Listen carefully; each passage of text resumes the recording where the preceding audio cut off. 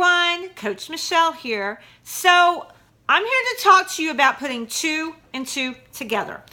And I'm talking about your thyroid. Now, I'm not an expert in this. I don't claim to be. What I'm going to be going into is my own personal experience and what I'm learning along the way. Because so many people don't have the information. They don't have a clue. And some people are walking around and have no idea they have thyroid problems. What I have been diagnosed with is Hashimoto's. Now, that is there are two forms of hypothyroidism. The non-autoimmune disease is typically called hypothyroidism. The autoimmune disease is referred to as Hashimoto's. And it's two different things, comes from two different places, caused by, different things.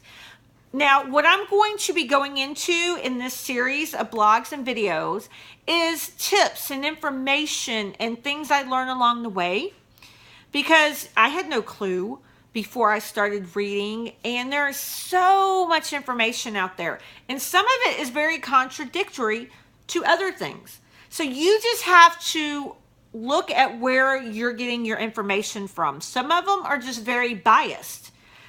So you need to make sure you know where the information is coming from. And do they have an underlying reason why, maybe they're saying the opposite that everything over here is saying. But I'm going to be talking about, symptoms, what kind of testing to get done, because a lot of doctors only do like 2 or 3 different thyroid tests, when there's more to it that shows the full picture.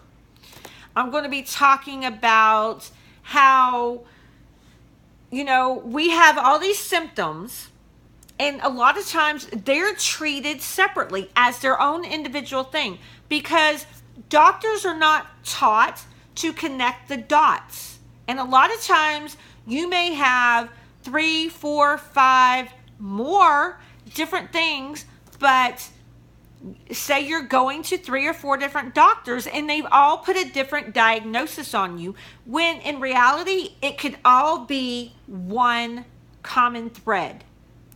And most doctors treat symptoms. I'm not saying every doctor, but Western medicine commonly treats a symptom. I cannot tell you how many times I've gone into a doctor's office, whether it's for me or my best friend or my granddaughter, and you tell the doctor the different symptoms, and they give you a diagnosis right then.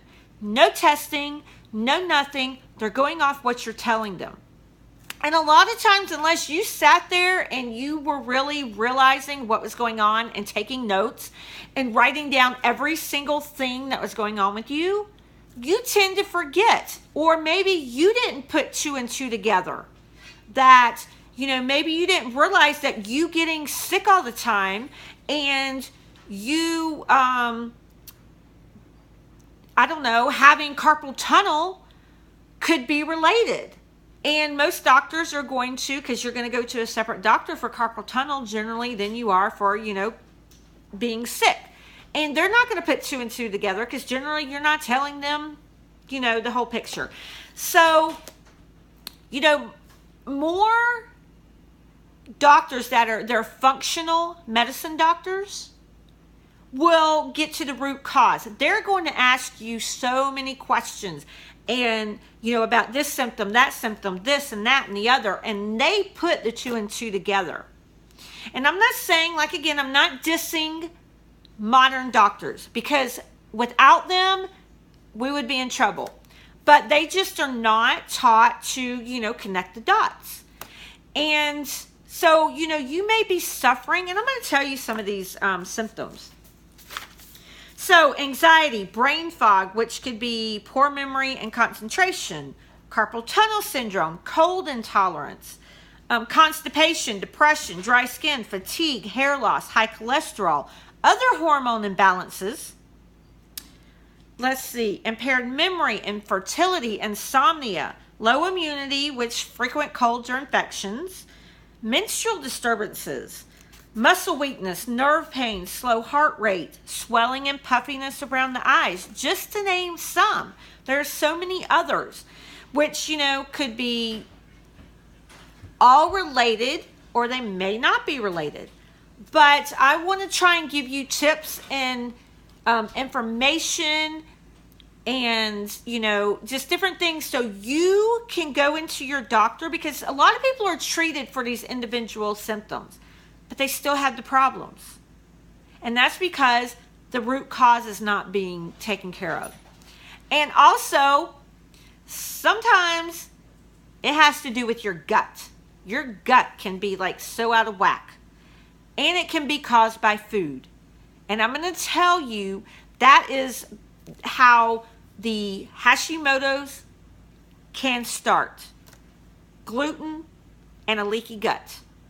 Because Hashimoto's is your thyroid is producing antibodies, or supposedly. Well, I don't have the swelling of the thyroid or the goiter or some of this other things. And I'll go deeper into detail, but gluten can mimic an inflamed thyroid. So make sure, you know, you check back, subscribe, so you'll get notification when I post a new blog and a video. And I hope you learned something from this, because I'm learning along the way, and I want to help you learn along the way too.